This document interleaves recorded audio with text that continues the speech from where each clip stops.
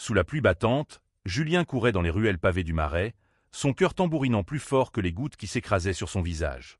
Il n'avait qu'une pensée, retrouver Mathieu, son demi-frère, celui qui avait brisé sa vie une seconde fois. L'argent, cet argent durement économisé pour l'opération de Théo, le fils de Mathieu, avait disparu avec lui.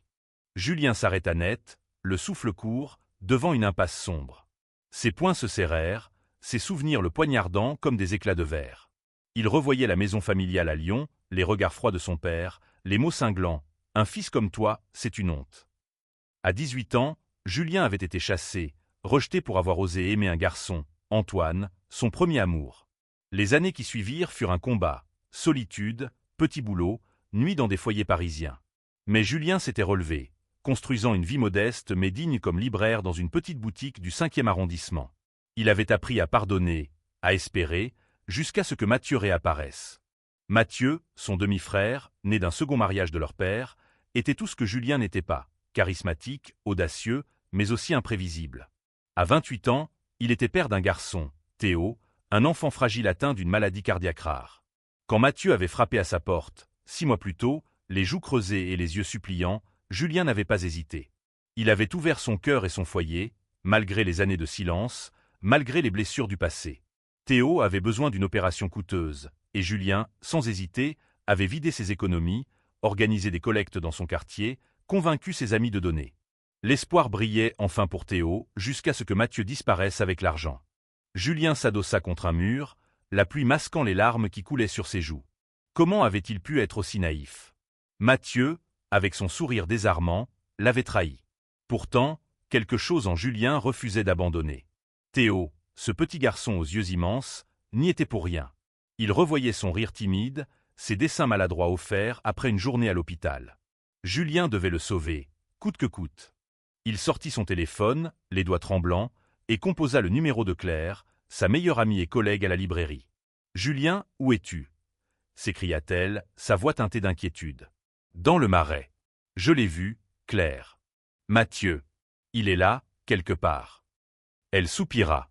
« Rentre, Julien. Tu ne peux pas réparer tout le monde. » Mais il raccrocha. Réparer. C'était ce qu'il avait toujours fait, ramasser les morceaux, les siens, ceux des autres. Un cri déchira la nuit. Julien pivota, son instinct en alerte. À quelques mètres, sous un réverbère, Mathieu titubait, un sac en toile serré contre lui. Ses vêtements étaient déchirés, son visage marqué d'une ecchymose. « Julien » lança-t-il, la voix rauque. « Aide-moi, ils me poursuivent. » Avant que Julien ne puisse répondre, des ombres surgirent de l'obscurité. 2 hommes, visages masqués par des capuches, l'un tenant un couteau. Julien n'hésita pas. Il s'élança, attrapant Mathieu par le bras pour le tirer hors de danger. Ils coururent, leurs pas résonnant dans les ruelles. Les poursuivants étaient rapides, leurs insultes résonnant comme des coups. « Rends l'argent, sale voleur !» Julien sentit la peur le submerger, mais il tint bon, traînant Mathieu jusqu'à une cour déserte où ils se cachèrent derrière une benne à ordures. « Pourquoi, Mathieu » murmura Julien, le souffle court. « Pourquoi as-tu fait ça » Mathieu baissa les yeux, ses mains tremblant sur le sac. « Je n'avais pas le choix. » Il menaçait Théo. Julien fronça les sourcils. « Qui » Mathieu déglutit. « Des prêteurs. J'avais des dettes avant de venir te voir. Ils ont dit qu'ils s'en prendraient à lui si je ne payais pas. » Julien sentit son cœur se serrer. Il voulait hurler, frapper, mais il vit la terreur dans les yeux de Mathieu. Ce n'était plus le garçon arrogant qu'il avait autrefois moqué pour son orientation. C'était un homme brisé, coincé dans ses propres erreurs. « On va régler ça » murmura Julien, bien qu'il ignorât comment. « Mais d'abord, on doit protéger Théo. » Ils restèrent là, sous la pluie, jusqu'à ce que les bruits des poursuivants s'évanouissent. Julien guida Mathieu vers un café ouvert tard, un refuge temporaire. À l'intérieur, l'odeur de café et de pain chaud contrastait avec la tension qui les enveloppait. Julien commanda 2 espressos, ses mains encore tremblantes. « Parle » dit-il, fixant Mathieu. Toute la vérité, cette fois. Mathieu raconta tout, les dettes accumulées à cause de son addiction au jeu, les menaces des usuriers, sa fuite avec l'argent destiné à Théo. « Je pensais pouvoir les rembourser et garder assez pour l'opération » murmura-t-il, la voix brisée. « Mais ils ont tout pris. » Julien ferma les yeux, luttant contre la rage. « Et Théo » demanda-t-il. Mathieu baissa la tête. Il est à l'hôpital Necker. Il n'a plus beaucoup de temps. Julien sentit une vague de désespoir l'envahir, mais il se ressaisit. On va trouver une solution. Ensemble. Mathieu le regarda, incrédule. Pourquoi m'aides-tu? Après tout ce que j'ai fait? Julien esquissa un sourire triste. Parce que Théo mérite une chance. Et parce que je sais ce que c'est d'être rejeté. Le lendemain, Julien contacta un vieil ami, Marc, avocat spécialisé dans les affaires complexes. Marc accepta de les aider à négocier avec les créanciers, mais il avertit Julien, « Ces gens sont dangereux. Tu joues avec le feu. » Julien hocha la tête. Il savait qu'il s'engageait dans un combat incertain, mais il ne pouvait pas abandonner. Pas Théo. Pas maintenant. Dans les jours qui suivirent, Julien et Mathieu travaillèrent sans relâche. Julien mobilisa ses amis, ses clients, même des inconnus touchés par l'histoire de Théo. Une collecte en ligne fut lancée, et les dons affluèrent, portés par la générosité des Parisiens. Mais le temps pressait, et les menaces des créanciers se faisaient plus pressantes. Une nuit, un message anonyme fut glissé sous la porte de Julien. « Rends l'argent, ou le gamin paiera. » Julien sentit la peur le paralyser, mais il refusa de céder. Il emmena Mathieu à l'hôpital pour voir Théo. Le petit garçon, allongé dans son lit, sourit faiblement en les voyant. « Tu vas me sauver, tonton Julien » murmura-t-il. Julien sentit les larmes monter. « Oui, Théo. Je te le promets. » Julien passa la nuit à l'hôpital, assis près de Théo, observant chaque souffle fragile du garçon. La lumière blafarde des néons rendait la chambre encore plus froide, mais la main chaude de Théo dans la sienne était un rappel de ce pourquoi il se battait. Mathieu, lui, n'avait pas osé rester longtemps, rongé par la culpabilité.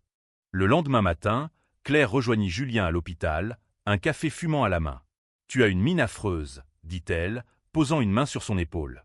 Julien esquissa un sourire. « Merci pour le compliment. » Elle s'assit, son regard sérieux. « Julien, ce que tu fais pour Théo, c'est incroyable. Mais Mathieu, il t'a trahi.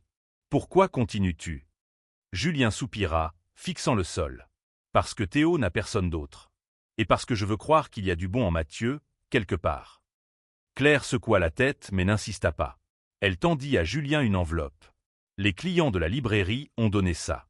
Ce n'est pas beaucoup, mais c'est un début. » Julien ouvrit l'enveloppe, trouvant une liasse de billets et des chèques.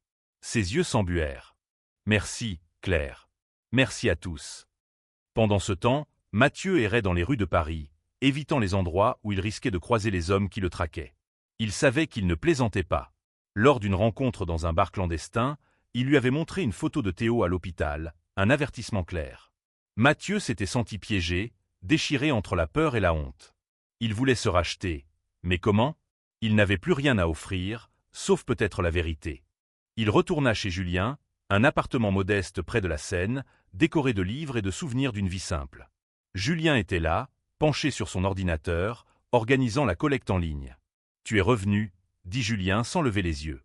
Mathieu s'assit, mal à l'aise. « Je veux aider, Julien.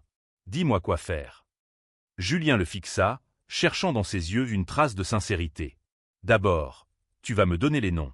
Qui sont ces types ?» Mathieu hésita, puis murmura, « Ils s'appellent les frères.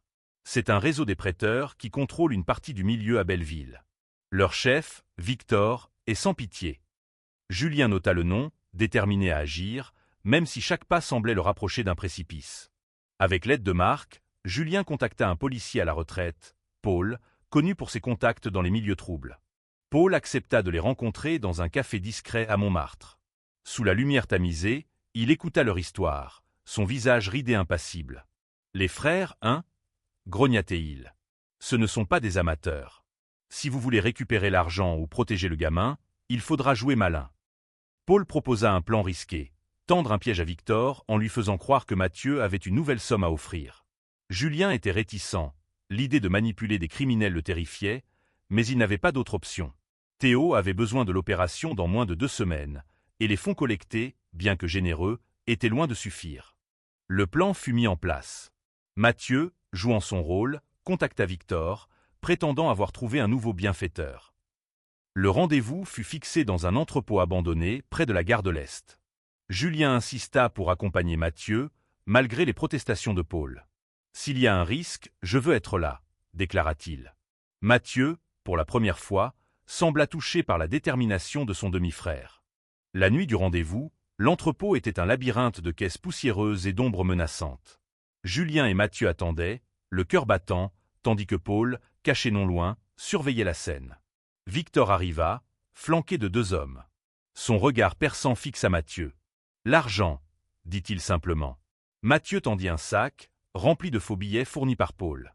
Mais avant que Victor ne puisse vérifier, un bruit retentit, des sirènes. Paul avait alerté un contact à la police, déclenchant une descente surprise. Dans le chaos, Victor et ses hommes s'enfuirent, abandonnant le sac qu'ils croyaient rempli d'argent.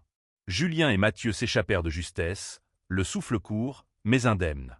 Dans la voiture de Paul, Julien éclata de rire, un rire nerveux, libérateur. « On l'a fait » murmura-t-il. Mathieu, lui, restait silencieux, ses mains tremblantes. Mais la victoire était amère. L'argent de l'opération n'avait pas été récupéré, et le temps continuait de filer. Julien retourna à l'hôpital, où Théo, toujours plus faible, lui tendit un dessin. Une maison avec 3 bonhommes, étiquetés « Papa »,« Tonton Julien » et « Moi ». Julien sentit son cœur se briser. Il ne pouvait pas abandonner. Les jours suivants furent un tourbillon d'espoir et de désespoir. La collecte en ligne gagnait en popularité, relayée par des influenceurs parisiens touchés par l'histoire de Théo. Julien passait ses journées à répondre à des messages, à organiser des événements dans le quartier, tandis que Mathieu, toujours sous le choc de leur confrontation avec Victor, restait en retrait, comme s'il craignait de tout gâcher à nouveau. Une après-midi, alors que Julien triait des dons dans la librairie, un homme entra.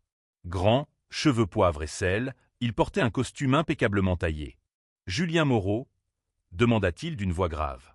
Julien hocha la tête, méfiant. « Je m'appelle Étienne. Je suis un ami d'Antoine. » Le nom frappa Julien comme un coup de poing. Antoine, son premier amour, celui qu'il avait perdu des années plus tôt après leur séparation forcée par sa famille. « Antoine m'a parlé de vous et de Théo » continua Étienne. « Je veux aider. » Étienne était un chirurgien renommé, spécialisé en cardiologie pédiatrique. Il proposa d'opérer Théo gratuitement, à condition que les frais hospitaliers soient couverts. Julien, abasourdi, accepta immédiatement. C'était une lueur d'espoir, mais les frais restaient colossaux. Étienne, voyant l'inquiétude de Julien, ajouta « Antoine serait fier de vous. Il n'a jamais cessé de vous aimer. » Ces mots ravivèrent des souvenirs douloureux, mais aussi une force nouvelle en Julien. Pendant ce temps, Mathieu tenta de se racheter. Il contacta d'anciens amis, des collègues, suppliant pour des dons. Certains lui claquèrent la porte au nez, connaissant son passé trouble, mais d'autres, touchés par son désespoir, contribuèrent.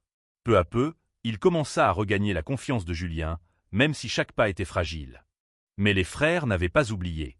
Une nuit, alors que Julien rentrait chez lui, il trouva sa porte fracturée. L'appartement était sens dessus dessous, les livres déchirés, les meubles renversés. Un message était peint sur le mur, « Tu ne peux pas nous échapper ». Julien sentit la peur l'envahir, mais il refusa de céder. Il appela Paul, qui organisa une protection discrète autour de l'hôpital et de l'appartement. Le lendemain, Julien et Mathieu se rendirent à une collecte organisée dans un parc du 11e arrondissement. Des musiciens jouaient, des enfants riaient, et l'espoir semblait enfin tangible. Mais au milieu de la foule, Julien repéra un visage familier, Victor. Il était là, observant, un sourire narquois aux lèvres. Julien attrapa Mathieu par le bras. « Il faut partir. Maintenant. » Ils s'éclipsèrent, mais Victor les suivit. Dans une ruelle étroite, il les coinça. « Tu penses pouvoir me berner 2 fois » ricana-t-il, un couteau à la main. Mathieu se plaça devant Julien, tremblant mais déterminé. « Laisse-le tranquille. C'est moi que tu veux. » Victor éclata de rire. « Oh, mais c'est trop tard pour jouer les héros. » À cet instant, des phares illuminèrent la ruelle. Paul et 2 officiers en civil surgirent, armes dégainées. Victor, pris au dépourvu, tenta de s'enfuir, mais fut rapidement maîtrisé. Julien et Mathieu, encore sous le choc, furent escortés à l'hôpital, où Théo les attendait. Le garçon, voyant son père, se jeta dans ses bras. « Papa, tu es revenu. » Mathieu pleura, serrant son fils contre lui. Julien, épuisé mais soulagé, s'assit près d'eux. Il savait que le combat n'était pas terminé. Les fonds manquaient toujours, et les menaces pouvaient ressurgir. Mais pour la première fois, il sentit que Mathieu était sincère. Peut-être, juste peut-être, ils pourraient reconstruire quelque chose ensemble. Les jours suivants, Julien et Mathieu redoublèrent d'efforts pour collecter les fonds nécessaires. Étienne, fidèle à sa promesse, commença les préparatifs pour l'opération de Théo, mais il rappela à Julien que le temps était compté. Chaque jour qui passait affaiblissait davantage le cœur fragile de Théo. Julien, déterminé, passa des nuits blanches à organiser des ventes de livres, des concerts de charité, et même une exposition d'art improvisée avec des artistes du quartier. Mathieu, de son côté, trouva un emploi temporaire comme livreur. Ce n'était pas grand-chose, mais chaque euro comptait. Il voulait prouver à Julien, et surtout à Théo, qu'il pouvait changer. Pourtant, les regards méfiants des habitants du quartier lui rappelaient sans cesse ses erreurs passées. « Je ne mérite pas ton aide, Julien », murmura-t-il un soir, alors qu'il triait des dons dans l'arrière-boutique de la librairie. Julien le regarda, sérieux. « Ce n'est pas pour toi que je fais ça. C'est pour Théo. Mais je veux croire que tu peux être meilleur. » Un matin, un article dans un journal local changea la donne. Une journaliste, émue par l'histoire de Théo, publia un portrait de Julien et de son combat pour sauver son neveu. L'article devint viral, et bientôt, des dons affluèrent de toute la France. Des inconnus envoyaient des lettres, des chèques, des messages d'encouragement. Julien, bouleversé, lut chaque mot, chaque histoire de personnes qui, comme lui, avaient été rejetées, marginalisées, mais qui avaient trouvé la force de continuer. Cependant, la menace des frères persistait. Bien que Victor ait été arrêté, ses complices rôdaient toujours. Une nuit, alors que Julien fermait la librairie, il reçut un appel anonyme. « Tu crois que c'est fini ?» siffla une voix. « On sait où trouver le gamin. » Julien raccrocha, le cœur battant, et courut à l'hôpital. Théo dormait paisiblement, mais Julien passa la nuit à veiller, terrifié à l'idée qu'on puisse s'en prendre à lui. Le lendemain, il confronta Mathieu. « Tu savais qu'ils étaient toujours après nous. » Mathieu baissa les yeux. « Je pensais que l'arrestation de Victor les arrêterait. » Julien serra les poings. « Tu dois tout me dire, Mathieu. Plus de secrets. » Mathieu, la gorge nouée, avoua qu'il avait encore une dette auprès d'un autre membre du réseau, un homme nommé Léo. « Il est plus discret que Victor, mais tout aussi dangereux, » murmura-t-il. Julien contacta Paul, qui mit en place un nouveau plan. Cette fois, ils décidèrent de collaborer directement avec la police pour tendre un piège à Léo. Mathieu, bien que terrifié, accepta d'être l'appât. Le rendez-vous fut fixé dans un parking souterrain à la périphérie de Paris. Julien, caché dans l'ombre avec Paul, observait la scène, le cœur battant. Lorsque Léo apparut, il était seul, mais son regard glacial trahissait sa dangerosité. Mathieu tendit un sac, prétendant qu'il contenait l'argent restant. Mais avant que Léo ne puisse réagir, la police intervint, l'arrêtant sans incident. Julien sentit un poids s'enlever de ses épaules, mais il savait que la sécurité de Théo dépendait encore de l'opération. À l'hôpital, Étienne annonça une bonne nouvelle. Grâce à la collecte, les frais hospitaliers étaient presque couverts. L'opération fut programmée pour la semaine suivante. Julien, épuisé mais plein d'espoir, passa la soirée avec Théo, lui lisant des histoires de pirates et de héros. Théo, riant faiblement, murmura « Tonton Julien, tu es mon héros ». La semaine précédant l'opération fut un mélange d'espoir et de tension. Julien et Mathieu travaillaient sans relâche, vérifiant chaque don, coordonnant avec l'hôpital et s'assurant que Théo restait fort. Julien passait ses soirées à la librairie, transformée en quartier général pour la collecte. Les habitants du quartier, autrefois méfiants envers Mathieu, commencèrent à le voir différemment. Ils voyaient un père désespéré, prêt à tout pour sauver son fils. Une nuit, alors que Julien rangeait des livres, Claire entra, un sourire inhabituel sur le visage. « Regarde ça », dit-elle, lui tendant son téléphone. Une grande entreprise parisienne, touchée par l'article viral, venait d'annoncer un don massif pour couvrir les derniers frais de l'opération. Julien, incrédule, sentit les larmes monter. « On va y arriver », murmura-t-il. Mais le passé de Mathieu ressurgit une fois de plus. Un ancien associé, Karim, un homme lié au frère, envoya un message menaçant. Il savait où Mathieu se cachait et exigeait un dernier paiement. Julien, lassé des menaces, décida de prendre les devants. Avec l'aide de Paul, il organisa une rencontre avec Karim, sous surveillance policière. Cette fois, Mathieu refusa d'y aller. « Je ne veux plus te mettre en danger », dit-il à Julien. Mais Julien insista, « On finit ça ensemble ». La rencontre eut lieu dans un café bondé de Saint-Germain-des-Prés. Karim, un homme trapu au regard fuyant, s'assit en face de Julien. « Où est Mathieu ?» grogna-t-il. Julien, calme mais ferme, répondit « Il n'est pas là. Mais moi, oui.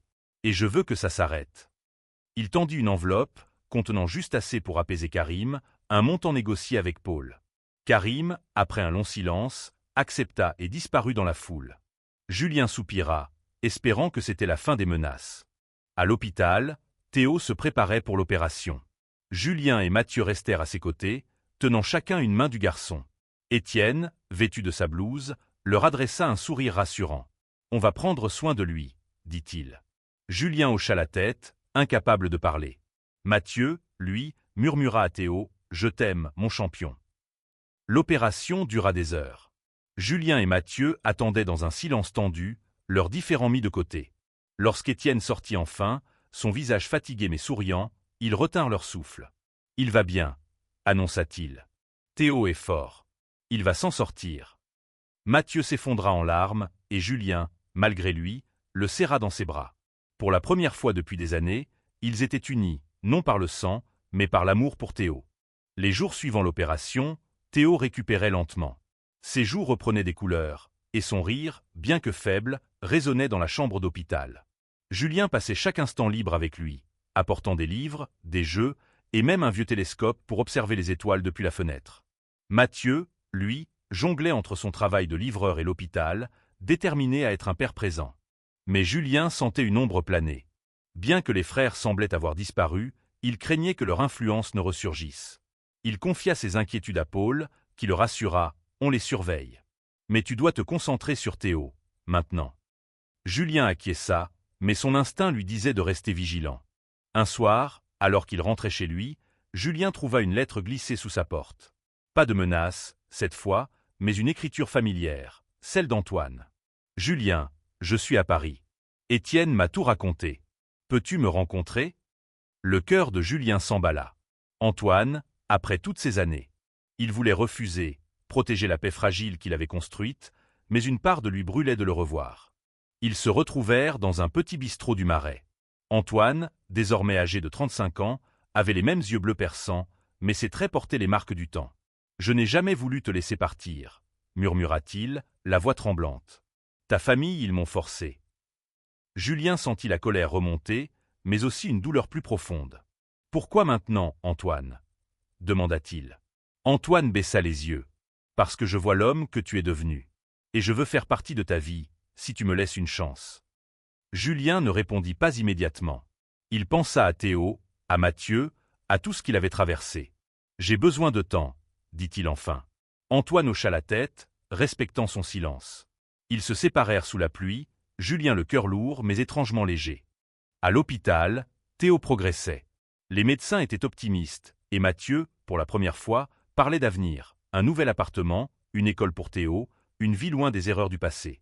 Julien l'écoutait, partagé entre méfiance et espoir. « Je veux que tu sois fier de moi, » murmura Mathieu. Julien sourit. « Commence par être fier de toi-même. » Les semaines passèrent, et Théo quitta enfin l'hôpital. Julien et Mathieu l'installèrent dans l'appartement de Julien, transformant le salon en une chambre colorée pour le garçon. Les rires de Théo emplissaient l'espace, effaçant peu à peu les souvenirs des nuits d'angoisse. Mathieu, fidèle à sa parole, continuait son travail, économisant pour offrir à Théo une vie stable. Julien, lui, jonglait entre la librairie et ses pensées. La rencontre avec Antoine l'avait bouleversé. Il se demandait s'il pouvait rouvrir son cœur, après tant de blessures. Claire, toujours perspicace, le poussa à agir. « Tu mérites d'être heureux, Julien. Ne laisse pas le passé te voler ça. » Un soir, Julien invita Antoine à dîner chez lui. Théo, curieux, bombarda Antoine de questions sur ses voyages, ses passions. Mathieu, mal à l'aise au début, finit par se détendre, voyant l'effet positif d'Antoine sur Julien. Le dîner fut simple mais chaleureux, un moment de répit dans une vie marquée par le chaos. Mais la paix fut de courte durée. Un matin, Julien reçut un appel de Paul. « On a un problème. Un des frères, un type nommé Hugo, est sorti de prison. Il cherche Mathieu. » Julien sentit son sang se glacer. Il alerta Mathieu, qui paniqua. « Je ne veux pas que Théo soit en danger, » bégaya-t-il. Julien, déterminé, organisa une réunion avec Paul et la police pour protéger sa famille. Ils décidèrent de déplacer Théo dans un lieu sûr, une maison de campagne appartenant à un ami de Claire, à 1 heure de Paris. Julien et Mathieu accompagnèrent Théo, qui, bien que confus, était excité par l'aventure. « On va voir des vaches, tonton Julien ?» demanda-t-il. Julien rit, caressant ses cheveux. « Peut-être, champion. » Pendant ce temps, Paul et la police traquaient Hugo. Grâce à un informateur, ils le localisèrent dans un bar de Belleville. L'arrestation fut rapide, sans violence. Julien et Mathieu, informés, poussèrent un soupir de soulagement. Pour la première fois, ils sentaient que le danger était vraiment derrière eux. 1 an plus tard, la vie de Julien avait changé. La librairie prospérait, portée par la notoriété de l'histoire de Théo. Mathieu, désormais employé à temps plein dans une boulangerie, avait remboursé une partie de ses dettes et loué un petit appartement pour lui et Théo. Le garçon, en pleine santé, fréquentait une école locale où il excellait en dessin. Julien et Antoine, après des mois de discussion, décidèrent de donner une nouvelle chance à leur relation. Ce n'était pas parfait, les blessures du passé ressurgissaient parfois, mais leur amour, forgé dans l'adversité, grandissait chaque jour. Ils passaient des soirées à la librairie, lisant à Théo des histoires de héros et d'aventures, rêvant d'un avenir ensemble. Un soir, lors d'une fête organisée dans le quartier pour célébrer la rémission de Théo, Julien monta sur une petite estrade. La foule, composée d'amis, de voisins et même d'inconnus touchés par leur histoire, l'écouta en silence. « Il y a 1 an, j'étais seul », commença-t-il, la voix tremblante. « Rejeté par ma famille, par le monde. Mais vous, tous ici, vous m'avez montré ce que signifie l'amour. Pas seulement l'amour romantique, mais l'amour d'une communauté, d'une famille choisie. » Il se tourna vers Mathieu, qui tenait Théo dans ses bras. « Et toi, Mathieu, tu m'as appris à pardonner, à croire en la rédemption. » Mathieu, les yeux humides, hocha la tête. Théo, rayonnant, courut vers Julien pour l'enlacer. La foule applaudit, les larmes aux yeux. Alors que la fête battait son plein, Julien et Antoine s'éloignèrent, main dans la main, sous les étoiles parisiennes. « Tu penses qu'on peut tout surmonter ?» murmura Antoine. Julien sourit. « On l'a déjà fait. » Leur histoire, née dans la douleur et la trahison, s'achevait sur une note d'espoir. Julien, rejeté pour être gai, avait trouvé une famille, non pas dans le sang, mais dans l'amour et la résilience. Et Théo, ce petit garçon au cœur fragile, était devenu le symbole de leur victoire.